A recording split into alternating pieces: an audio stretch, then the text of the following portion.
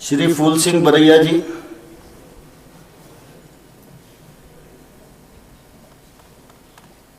माननीय अध्यक्ष महोदय, हम काफ़ी लोग हमारे माननीय सदस्य बोल चुके हैं, लेकिन इसका कोई अर्थ नहीं है, क्योंकि एक इतना बड़ा घोटाला नहीं महाघोटाला है।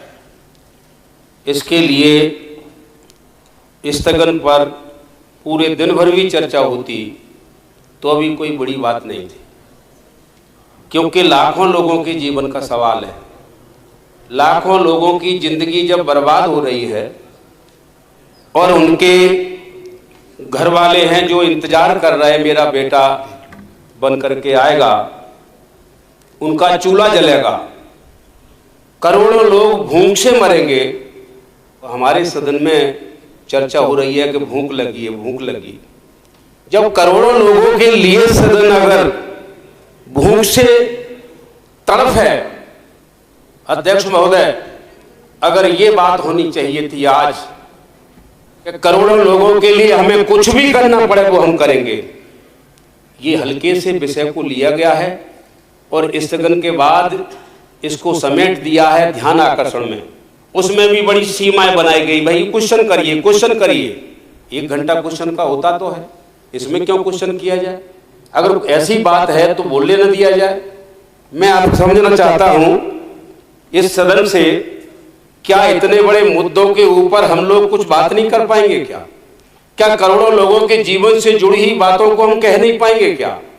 ये बड़ा विषय है, इसके ऊपर हमें गंभीरता से बात करनी चाहिए। मैं इसके ऊपर कोई ज्यादा इसलिए नहीं बात करना चाहता हूं, काफी लोगों ने बात की है। ये बात सेंसलेस है, इसका कोई अर्थ नहीं निकलेगा, ना इसके ऊपर कोई सस्पेंड होगा, ना इसके ऊपर कोई FIR लॉन्च होगी, ना कोई जेल जाएगा। ये सारा का सारा विषय है, ऐसे दबा दिया गया, इसका कोई मतलब नहीं।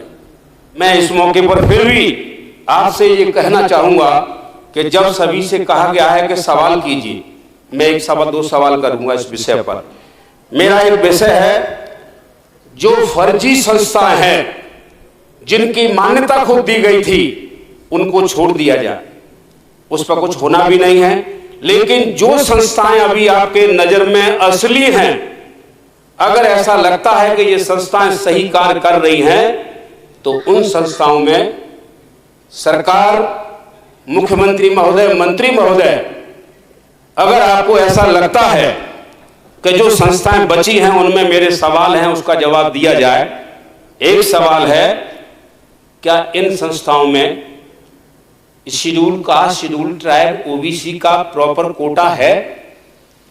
अगर प्रॉपर कोटा नहीं है तो सिर्फ जवाब देने से ही काम नहीं चलेगा। इसके लिए कौन जिम्मेदार है, इसको भी इसका जवाब हमें चाहिए। और मुझे उम्मीद तो नहीं है, फिर भी मेरा दायित्व बनता है कि मैं सवाल पूछूं। और दूसरा मेरा सवाल है कि वो छात्र छात्रा हैं, उन छात्र छात्राओं को स्कॉलरशिप नहीं दी जाती। पिछड़े वर्गों के लिए, शेड्यूल कास्ट के लिए, शेड्यूल ट्राइब के लिए तमाम जगह पर अभी पूरे मध्य प्रदेश के अंदर अध्यक्ष महोदय इनको स्कॉलरशिप नहीं दी जा रही।